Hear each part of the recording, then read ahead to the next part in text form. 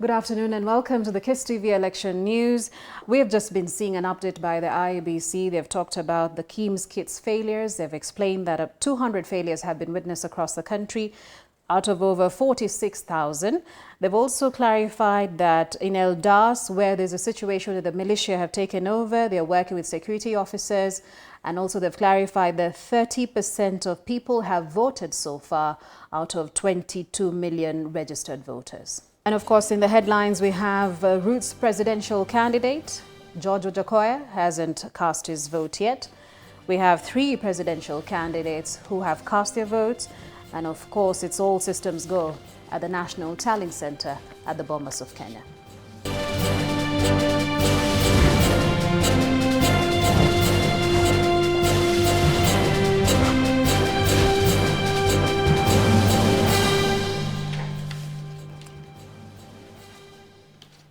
A very warm welcome to you.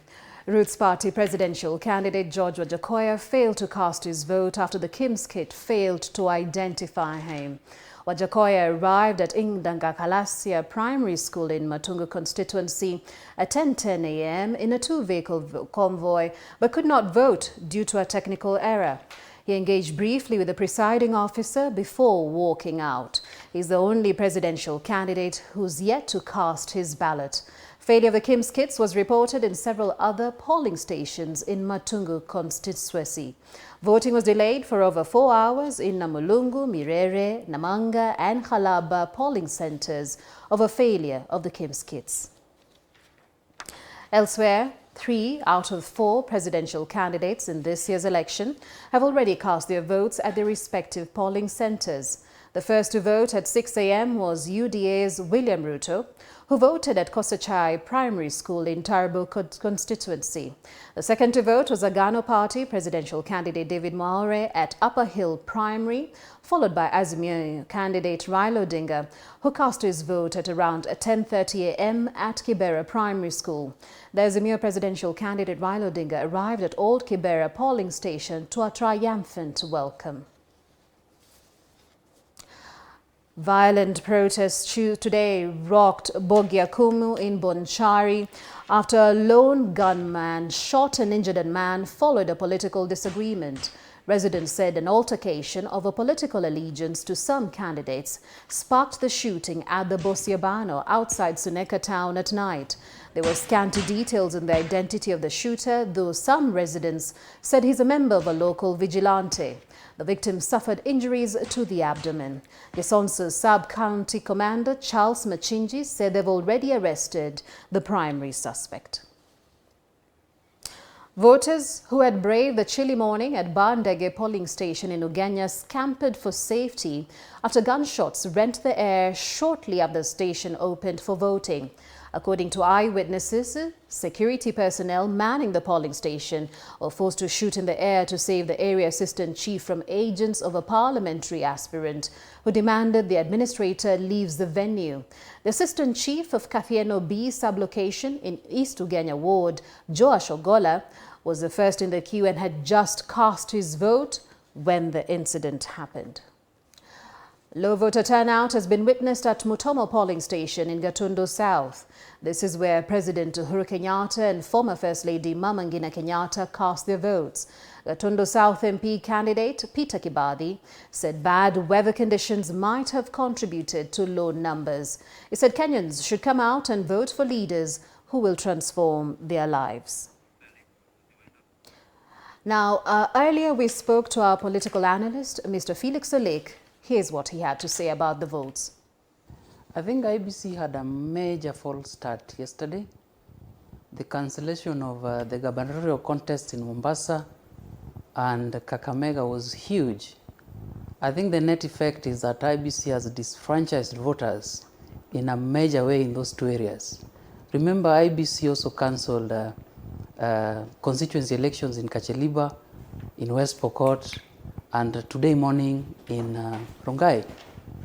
IBC should do better. They have the resources. We only hope that that kind of mishap is not replicated at the presidential level, because that way this country will be teetering on the brink. Generally this morning, the voting process started very well. The KIEMS kits have been working fairly well, but we hope that the mistakes that IBC realized yesterday and today morning are not replicated in the main race, which is the presidential contest.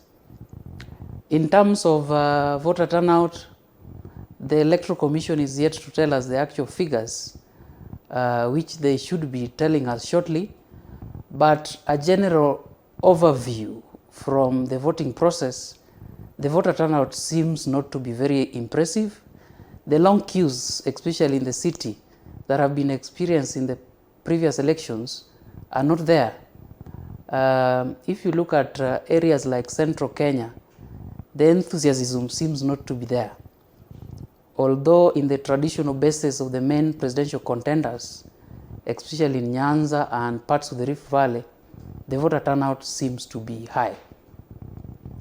We expect the results to start streaming in from around 5 p.m.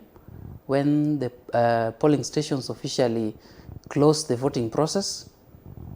Remember, all polling stations have a maximum of 700 voters.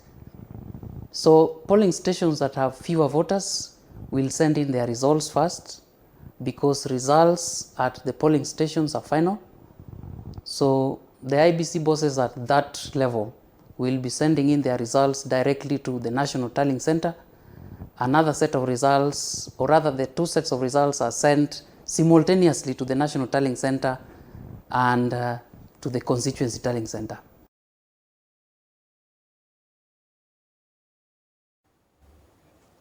Thank you very much, Felix.